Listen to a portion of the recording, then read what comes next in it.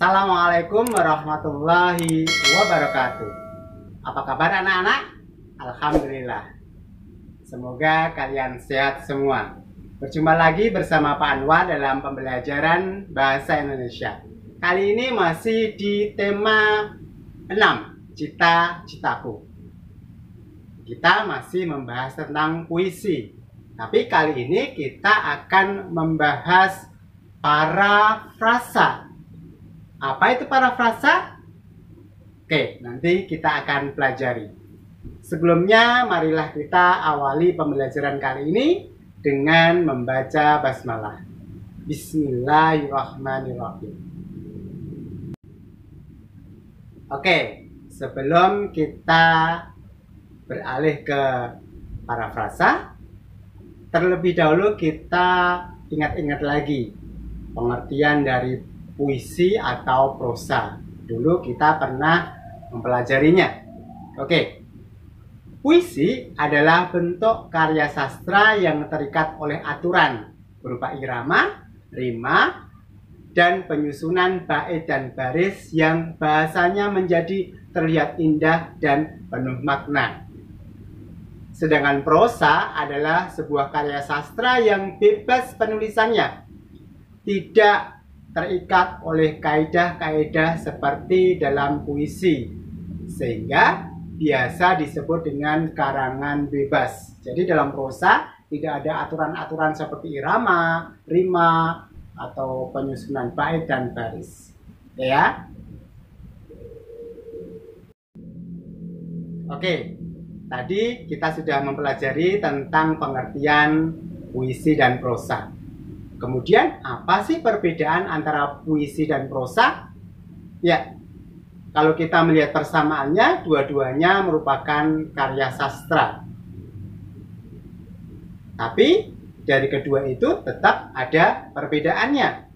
Apa perbedaannya kira-kira? Oke, yang pertama, puisi terikat aturan, sedangkan prosa bebas. Tadi kita sudah pengertian puisi ada ikatan-ikatan aturan seperti rima, irama, dan lain sebagainya. Sedangkan di prosa tidak ada aturan seperti rima maupun irama.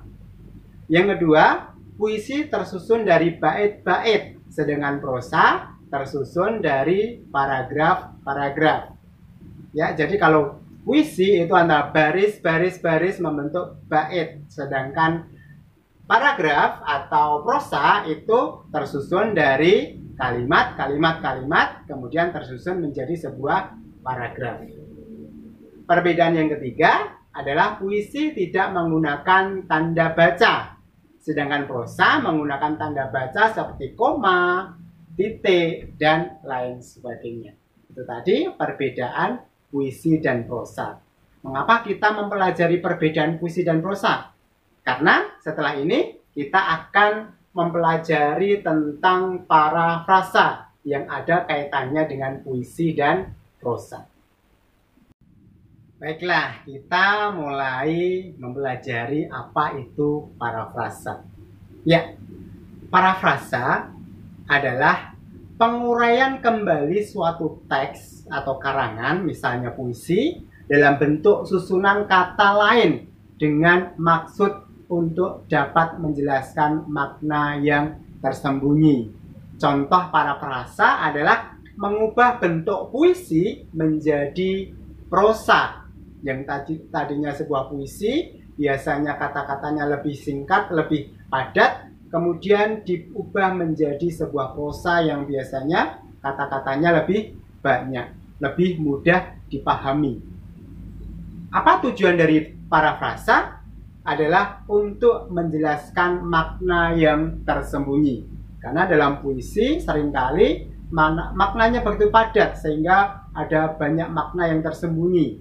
Kemudian diubah menjadi bentuk prosa sehingga makna yang terkandung dalam puisi tadi mudah dipahami oleh pembaca. Lantas, bagaimana cara mengubah puisi menjadi prosa? Kita di sini akan mempelajari dua cara. Cara yang pertama, Langkah-langkahnya adalah yang pertama, memahami isi puisi dengan cara membaca puisi secara berulang-ulang supaya kita memahami apa yang terkandung di dalam puisi, makna yang terkandung dalam puisi. Yang kedua, mencatat kata-kata sukar yang ditemui dalam puisi. Dilanjutkan dengan mencari arti kata-kata tersebut. Kalian mencari kata-kata sukar sulit yang kamu tidak ketahui maknanya, kemudian kalian cari artinya. Kalian bisa mencari arti kata di KBBI. Seperti kemarin sudah kita pelajari bagaimana cara mencari makna arti kata di KBBI. Yang ketiga, langkah yang ketiga, menambahkan, mengurangi, atau mengganti kata-kata dalam puisi. Jadi dalam puisi yang ada, dalam bait-bait yang ada, bisa kita menambahkan atau mengurangi atau mengganti kata-kata dalam puisi, tapi dengan catatan tetap tidak mengubah makna. Yang keempat, menambahkan tanda baca. Langkah berikutnya yang kelima, mengubah susunan puisi dalam bentuk bait menjadi paragraf. Itulah cara yang pertama. Oke, berikut ini akan Pak Guru sampaikan contoh membuat parafrase dari sebuah puisi menjadi prosa menggunakan cara yang pertama tadi. Pak Guru bacakan dulu puisinya. Tangisan air mata bunda. Dalam senyum kau sembunyikan letihmu. Derita kala siang dan malam menimpamu. Tak sedetik pun menghentikan langkahmu untuk bisa memberi harapan baru bagiku. Oke, setelah kita membaca, kita pahami makna yang terkandung di dalam puisi tadi. Kalau sudah, langkah berikutnya adalah menemukan kata sukar dalam puisi di atas. Coba kita lihat apakah ada kata sukar dalam puisi di atas. Oke, contohnya di sini ada kata bunda. Artinya, tentu saja kalian sudah tahu, ibu. Kemudian di baris kedua ada kata derita kala. Di sini kala di sini adalah waktu atau ketika. Oke, dari puisi tadi dapat kita proses, kita ubah menjadi sebuah prosa. Tadi caranya adalah dengan menambah, mengurangi, maupun mengganti kata-kata yang ada dalam bait puisi tadi. Dalam contoh ini, Pak Guru akan memberi contoh. Di sini yang ada dalam tanda kurung, misalnya seperti ibu tetap, itu merupakan kata-kata yang ditambahkan dalam parafrase. Kemudian kata-kata yang Pak Guru coret adalah kata-kata yang dihilangkan. Ya. Jadi di sini ada kata yang dalam kurung, kemudian ada yang kata-kata dicoret. Kata dalam kurung itu adalah kata-kata yang ditambahkan dalam puisi. Kemudian kata-kata yang dicoret adalah kata-kata dalam puisi yang kemudian dihilangkan. Ya, setelah melalui proses ini, kemudian bentuk prosanya adalah ibu tetap tersenyum walaupun dalam kondisi letih.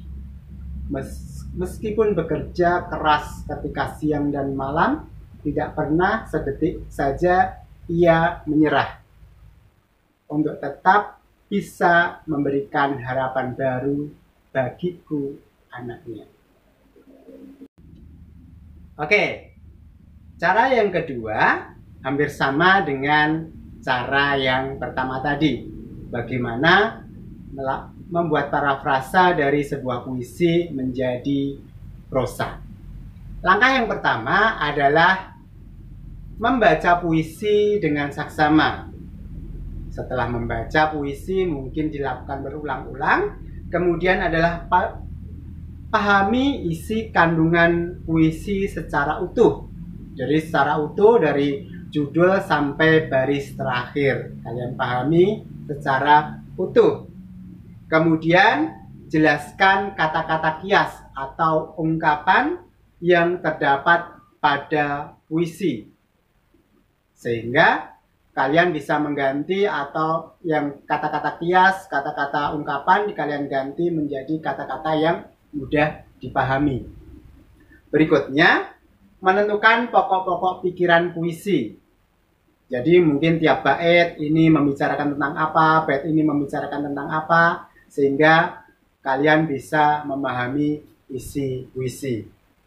Kemudian yang keempat, ini yang penentu, langkah terakhir adalah uraikan kembali isi puisi secara tertulis dalam bentuk prosa dengan menggunakan kalimat sendiri tanpa mengubah arti. Ini poin yang terakhir, kata-kata yang terakhir ini yang paling penting, tanpa mengubah arti. Jadi walaupun kita mengubah puisi menjadi prosa, kita tidak boleh mengubah makna dari karangan tersebut, dari puisi tersebut. Walaupun dalam bentuk prosa, maknanya sama dalam bentuk puisi. Oke, berikut ini Pak Guru bacakan sebuah puisi yang kemudian akan kita ubah menjadi sebuah prosa dengan cara yang kedua tadi. Oke, simak baik-baik. Tanah surga wai rebu. Tanah wai rebu. Beragam kebahagiaan telah mengakar di sana. Tanah surga yang lama dirindukan. Alamnya, keramahan penduduknya, bahkan kekayaan sumber daya alamnya. Semua terjaga seakan tak menerima pergerakan zaman. Oke, puisi yang baru saja Pak Guru bacakan ada di buku paket kalian. Kalian bisa mencarinya. Dengan langkah cara kedua tadi, kita setelah membaca, kemudian memahami, kemudian mencari kata-kata kias atau kata ungkapan yang ada dalam prosa, kemudian mencari pokok-pokok pikiran. Nah, kira-kira apa itu pokok-pokok pikiran dalam puisi tadi? Ya, menceritakan tentang keadaan tanah wai rebu. Itu pokok pikirannya. Nah, setelah kita mengetahui pokok pikirannya, kita akan membuat sebuah prosa berdasarkan puisi tadi. Bentuk prosanya adalah sebagai berikut. Di wai rebu, kita dapat menemukan kehidupan yang rukun dan damai antar warganya. Kebudayaan yang tetap terjaga, penduduknya yang ramah, serta sumber daya alamnya yang luar biasa menjadi daya tarik tersendiri. Nah, itu tadi contoh parafrase dari puisi Tanah Surga Wai Rebu. Oke, di dalam teks puisi itu ada beberapa bait. Ini baru bait pertama. Silahkan tugas kalian adalah membuat parafrase dari puisi Tanah Surga Wai Rebu. Jangan lupa setelah kalian kerjakan, silahkan tulis di selembar kertas, kemudian kirimkan ke Pak Guru dengan alamat link yang nanti Pak Guru kirimkan. Oke, semoga bermanfaat. Tetap semangat. Wassalamualaikum warahmatullahi wabarakatuh.